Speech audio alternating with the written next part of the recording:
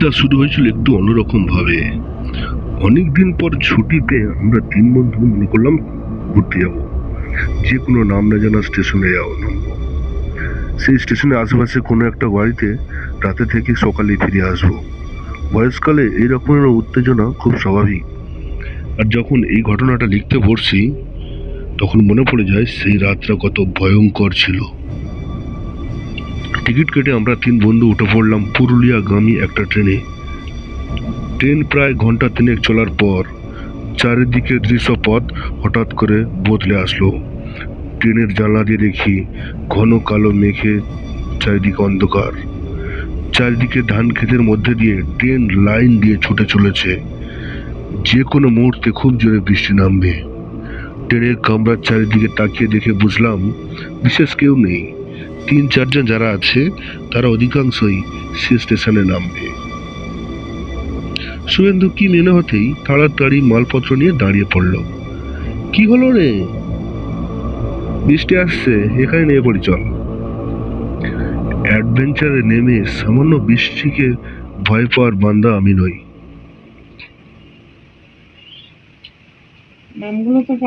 কুসুমপুর স্টেশনে নেমে চারিদিকে কাউকে দেখতে পেলাম। দূরে একটা টিমটিমে আলো জ্বলছে। সেদিকে এগিয়ে দেখি একটা চায়ের গুলতি এক বুড়ো ভদ্রলোক বসে ছিমুচ্ছে। দাদা, এখানে রাতে থাকার মতো কোনো বাড়ি পাওয়া যাবে? লোকটা হয়তো আমাদের কথা শুনতে পায়। মৃণাল ভাবলো লোকটা কানে খাটো, চেঁচিয়ে জিজ্ঞাসা করে, ও দাদা, বলছি এই রাতে মাছা গজার জন্য কোনো ঠাই পাওয়া যাবে কি? লোকটা কোনো কথা না বলে মাঠের দিকে তাকায়। ওর দৃষ্টি অনুসরণ করে দেখলাম মাঠের মাঝখানে একটা বিশাল বড় রাজপ্রাসাদ ঘন অন্ধকারে ঢেকে থাকায় ট্রেনের ভিতর থেকে সেটা আমরা বুঝতে পারিনি। বৃষ্টিটা আর কয়েক মিনিটের মধ্যেই নেমে যাবে। তিনজনেই মাঠের মধ্যে দিয়ে দৌড় লাগালাম। মাঠের মাঝখানে আসতেই ঝমঝমিয়ে বৃষ্টি নামলো। আকাশের দিকে তাকিয়ে মনে হলো আমাদের বাধা দেওয়ার জন্য কেউ অলক্ষ্যে বসে তীর বর্ষণ করছে। যতই তাড়াতাড়ি পৌঁছানোর চেষ্টা করছি বৃষ্টি আমাদের স্নান করিয়ে এলো। সকাল থেকেই পরিবেশটা ভ্যাপসা হয়েছিল। বৃষ্টির সাথে সাথে বইতে থাকা বাতাসে গাছগুলোর মাথা যেন ক্রমাগত দুলতে লাগলো। দূরের বাড়িটা এখন সম্পূর্ণ অস্পষ্ট। পিছন ফিরে তাকিয়ে চায়ের দোকান স্টেশনটাও দেখতে পেলাম না। একটা সাদা কুয়াশা তুলে যেন আমাদের চারিদিকে ঘিরে রেখেছে। আমরা মাঠের মাঝখানে দাঁড়িয়ে। কটা বাজে? শুভেন্দু প্রশ্ন করতে হাত ঘড়িতে দেখি 3:30 বাজে, কিন্তু চারিদিক দেখে মনে হচ্ছে সন্ধ্যা হয়ে এসেছে। আমরা ধীরে ধীরে এগোলাম রাজবাড়ির দিকে। প্রকাণ্ড ফটকের একাংশ ভেঙে যাওয়ায় আমাদের ঢুকতে খুব একটা অসুবিধা হলো না। গেটের দুই পাশে দুটো ভাঙা সিংহের মূর্তি দেখে বোঝা যায় যে এককালে এই বাড়ির যথেষ্ট প্রভাব প্রতিপত্তি ছিল। চারিদিক আগাছায় ভরা, উঠোনে একটা বড় ফোয়ারা, আর তার উপর একটা পরী ভাঙা অবস্থায় দাঁড়িয়ে রয়েছে। আমরা তাড়াতাড়ি ভিতরটায় ঢুকে পড়লাম। এই বাড়িটাতে কেউ থাকে বলে মনে হয় না। কে বলেছে এই বাড়িটাতে লোক থাকে না? কুসুমপুর রাজবাড়ি কত লোকের আপ্যায়ন করেছে, আর আপনারা তো মোটে 3 জন।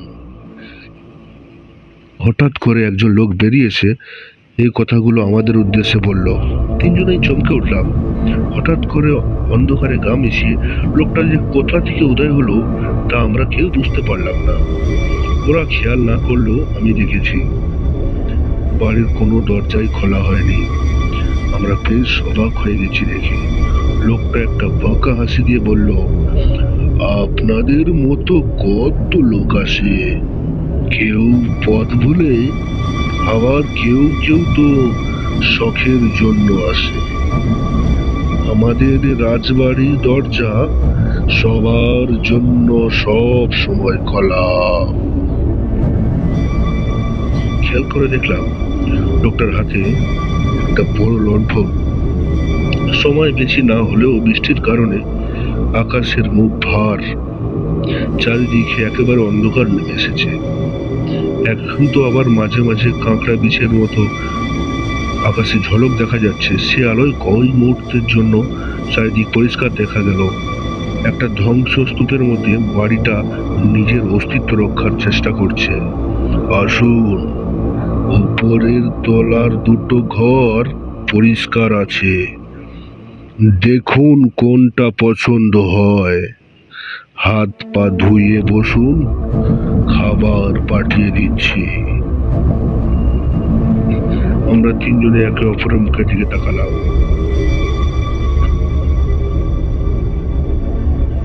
লোকটা সিঁড়ি দিয়ে উপরের দিকে উঠতে শুরু করলো।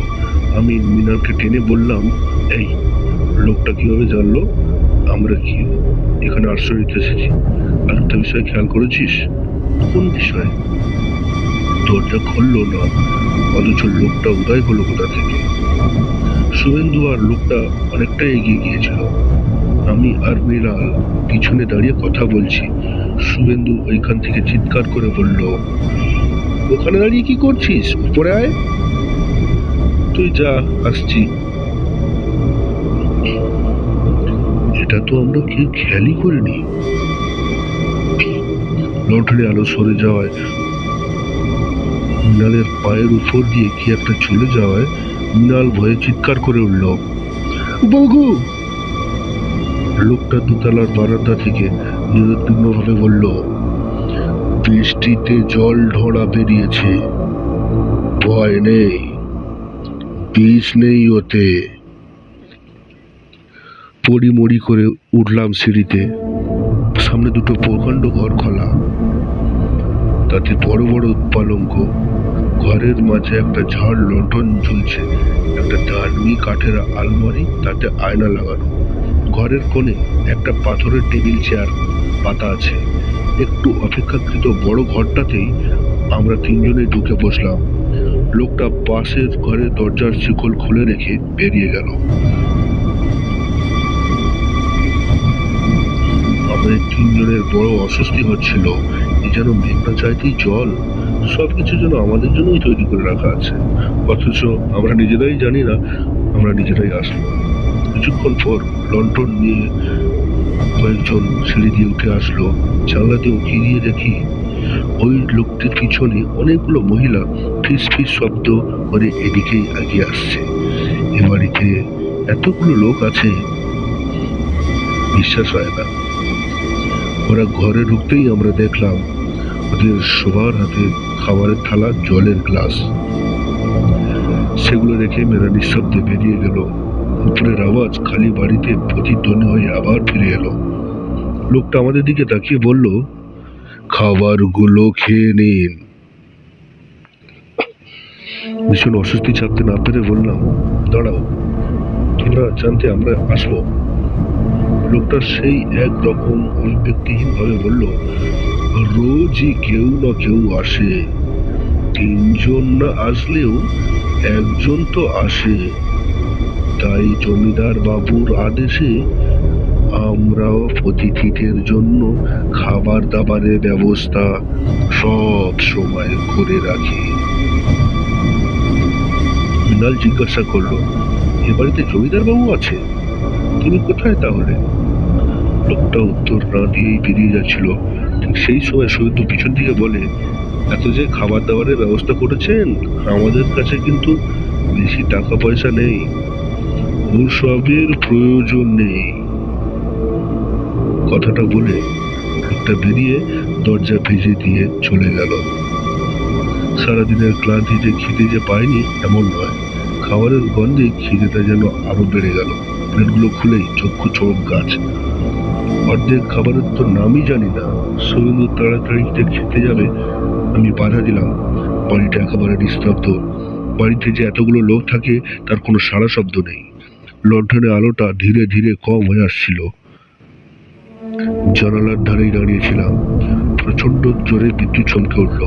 আরেকটা দৃশ্য দেখে আমি একেবারেই কেঁপে উঠলাম।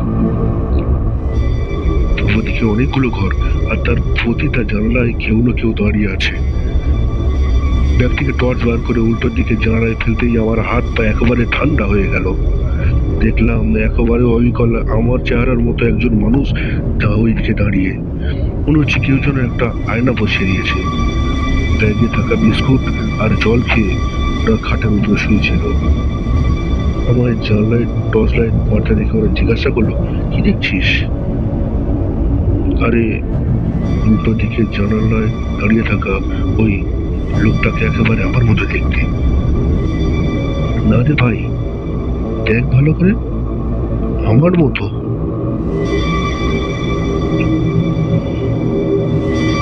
সাথে সাথে বাড়ির ভিতর থেকে একটা অট্টহাসির শব্দ শোনা গেল।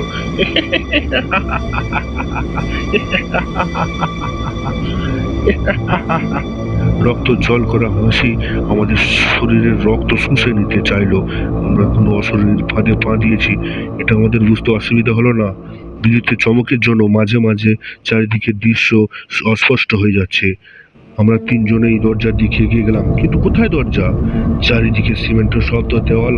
আমরা বন্দি। হ্যাঁ, আমরা বন্দি। প্রতিটা ঘরে একটা ছোট জানালা, কিন্তু ঘরে কোনো দরজা নেই। মৃণাল কাঁদো কাঁদো গলায় বলল, এই আমরা তো ঢুকেছিলাম দরজা দিয়ে, সেই দরজাগুলো কই?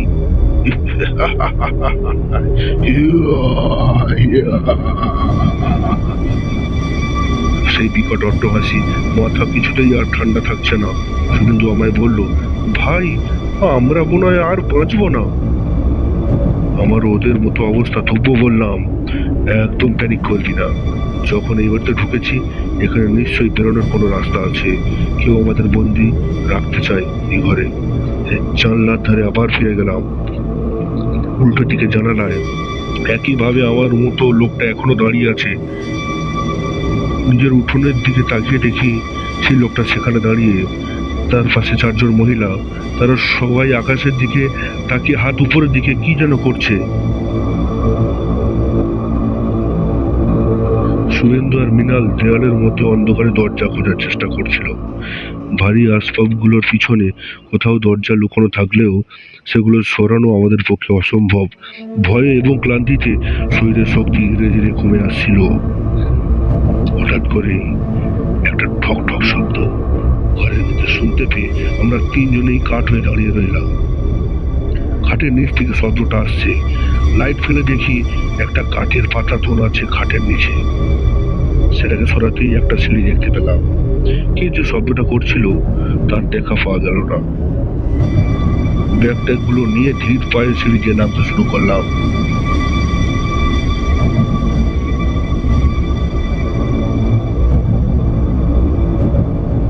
আমাদের রাস্তাটা ক্রমাগত শুরু হয়ে যাচ্ছিল।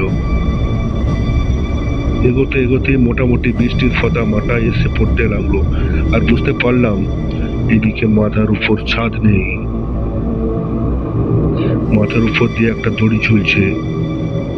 সে দড়ি ধরে আমরা উপরের দিকে উঠে আসলাম। একজন লোক দড়ি ধরে আমাদের টেনে তুলল। আমাদের তিনজনের নিঃশ্বাস প্রায় বন্ধ হয়ে আসছিল। বৃষ্টির মধ্যে মাঠের মধ্যেই বসে পড়লাম। আমি বললাম, আপনি যদি না আসতেন তাহলে কি হতো? লোকটার মুখটা এবার দেখতে পেলাম। চায়ের দোকানে সেই লোকটা। দেখি আপনি? লোকটা সেই একই রকম ফেল ফেলে দৃষ্টি দিয়ে বলল, আপনারা মাঠের এই দিকে কেন আসলেন? পেছন থেকে কতবার ডাকলাম, বয়স হয়েছে তো, তাই আপনাদের সঙ্গে হেঁটে ধরতে পারলাম না। কিন্তু জানতাম আপনারা বিপদেই পড়বেন। ওই রাজবাড়িতে আমরা আটকা পড়েছিলাম। ওখানে কোনো রাজবাড়ি টাড়ি নেই, ওটা জমিদারের বাড়ি। প্রজারা বেয়াদবি করলে তাদের ওইখানেই আটকে রাখত। চারজন দাসী আর একজন চাকর তাদের পাড়া দিত সব সময়। লোকগুলো ঘরের মধ্যে না খেতে গিয়ে মারা পড়ত। তাদের পৈশাচিক চিৎকার জমিদার বাবুকে একটা অদ্ভুত প্রশান্তি দিত। তারপর একদিন ওই ফোয়ারার ওইখানে জমিদার বাবুর লাশ পাওয়া যায়। খুব অদ্ভুত ভাবে বুড়ো চাকর আর তার সিনের খোঁজ পাওয়া যায়নি। মানুষগুলো যেন উড়ে গিয়েছিল কর্পূরের মতো। তারপর থেকে আর ওই বাড়ির দিকে কেউ যায় না। এতক্ষণ আমরা ওই মরণপুরীতে ছিলাম। ওই বাড়ির কিছু লোক পালানোর জন্য এই রাস্তাটা বানিয়েছিল।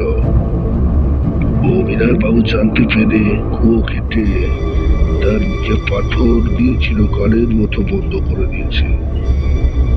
আর বেচারা লোকগুলো ওইখানেই আটকা পড়ে মারা যায়। আজও মাঝে মাঝে ঠক ঠক করে শব্দ হয়। হয়তো হয়তো ওরাই বেরোতে চায়। আমরা তিনজনে ভয়ে আড়ষ্ট হয়ে গেলাম। ওই শব্দ তাহলে? তো কাশি সামনে বলল, শব্দ আজও হয়। পাথর সরিয়ে দেখি কালো অন্ধকার গহ্বর থেকে কেউ বেরিয়েও আসে না। তাও দড়ি ফেলে রাখি। কখনো যদি আপনাদের মধ্যে কেউ এসে পড়ে, একটা ঝোড়ো বাতাস আমাদের ধাক্কা দিয়ে মাটির মাঝখানে ফেলে দিল। আবার বিদ্যুতের চমকে আমরা দেখলাম আমাদের চারিপাশে কেউ নেই, এমনকি ওই লোকটাও নয়।